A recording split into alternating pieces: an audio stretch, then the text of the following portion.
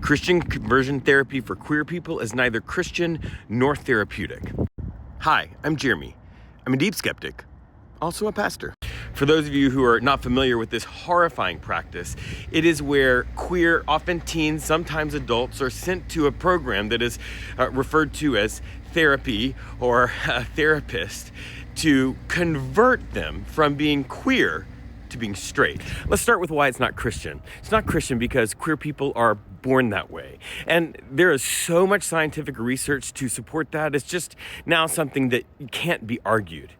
And no matter what your evangelical pastor tells you, the Bible doesn't say that being gay is a sin.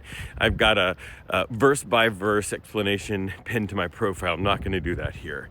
And in fact, what the Bible says in Romans chapter 1 is that people who trade their natural inclinations for unnatural ones are the ones that are sort of in the wrong, which means that gay people who are born with attraction to someone who is the same gender as them and all of the sort of queer orientations, like going against that is actually the opposite of what the Bible tells people to do. And if you want to put a fine point on it, that means that Christian conversion therapy is going exactly against what the Bible tells people to do.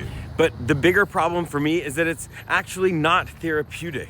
At the very basic level, it can't do what it claims to do. There is no legitimate peer-reviewed research that shows that any sort of therapy will change someone's sexual orientation. What it does do, according to the American Mental Health Counselors Association and many other groups, is increase the internalized stigma, right? This internalized sense that there's something inherently wrong with me. That's what it does. And the consequences of that are disastrous. Because the result of Christian conversion therapy is often attempts to unalive themselves and just incredible broken relationships as they start to pretend that they are straight, to get out of the program, or to say that it succeeded only to not be that way, and the relationships that they thought were being healed were not. And let me just give you a personal testimony in the words of the evangelist that I grew up listening to. I know many LGBTQ teens that have gone through this, and all of this is correct. The increased internalized stigma, like they went in hating themselves and thinking they were horrible, and they came out feeling way worse. And every single one of them, as a result of that, during it and right afterwards, attempted to unalive themselves. In fact, all of the ones that I know did it multiple times as a result of it.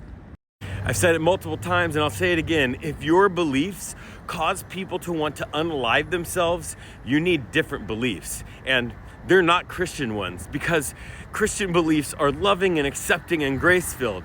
And let's just add, if your so-called therapeutic approach does the same thing, you need a different approach, because that's not therapy.